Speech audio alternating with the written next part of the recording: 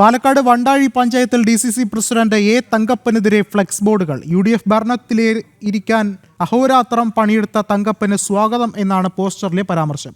കോൺഗ്രസിലെ പ്രാദേശിക പ്രശ്നം കാരണം ഇത്തവണ പഞ്ചായത്ത് ഭരണം നഷ്ടമായിരുന്നു. ഇതിന് പിന്നാലെയാണ് പഞ്ചായത്തിന്റെ വിവിധ ഭാഗങ്ങളിൽ ഇപ്പോൾ പോസ്റ്ററുകൾ പ്രത്യക്ഷപ്പെട്ടത്. കൂടുതൽ വിവരങ്ങളുമായി അരുൺ ആലത്തൂർ ചേർന്നുണ്ട്. അരുൺ, എന്തായാലും കോൺഗ്രസിനെ സംബന്ധിച്ചിടത്തോളം കനത്ത പരാജയം ഏൽക്കേണ്ടി വന്നു. അതിന് പിന്നാലെ ഇപ്പോൾ കോൺഗ്രസിനുള്ളിലെ തന്നെ ഭിന്നതകൾ കൂടുതൽ മറനീക്കി പുറത്തു വരികയല്ലേ?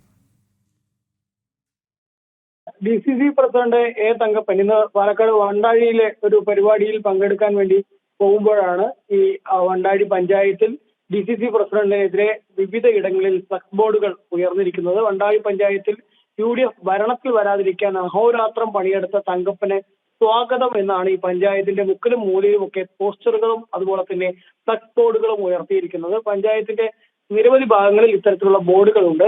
കോൺഗ്രസിലെ പ്രാദേശിക പ്രശ്നം കാണാം. ഇത്തവണ ഈ പഞ്ചായത്ത് ഭരണം, അതായത് വണ്ടാഴി പഞ്ചായത്തിലെ ഭരണം കോൺഗ്രസിന് നഷ്ടമായിരുന്നു. സ്ഥാനാർത്ഥി നിർണയത്തെ ചൊല്ലി ഉൾപ്പെടെ തർക്കം ഉണ്ടായിരുന്നു. നേരത്തെ ഈ DCC പ്രസിഡന്റ് തങ്കപ്പനെതിരെ DCC ഓഫീസിന്റെ മുന്നിൽ മതിലിൽ ഉൾപ്പെടെ പോസ്റ്ററുകൾ ഇതേ വണ്ടാഴി പഞ്ചായത്തിൽ നിന്നുള്ള പ്രാദേശിക നേതൃത്വം പതിക്കുന്ന ഒരു സ്ഥിതി തെരഞ്ഞെടുപ്പ് വേളയിൽ, തദ്ദേശ തെരഞ്ഞെടുപ്പ് പുരോഗമിക്കുമ്പോൾ ആ സമയത്ത് തന്നെ ഉണ്ടായിരുന്നു.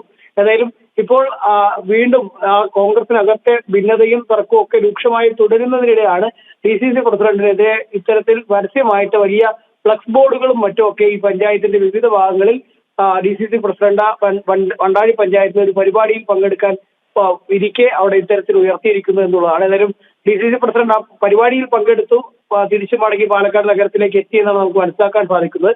പക്ഷേ ഇത്തരത്തിൽ കോൺഗ്രസിനകത്ത് കൂടുതൽ ഭിന്നതകളും പ്രശ്നങ്ങളും രൂക്ഷമായി തുടരുന്നതിന്റെ സൂചന കൂടിയായി മാറുകയാണ് ഈ ഇത്തരത്തിലുള്ള ഫ്ലക്സ് ബോർഡുകൾ. ശരി, അരുണാണ് വിശദമായ വിവരങ്ങൾ നൽകിയത്.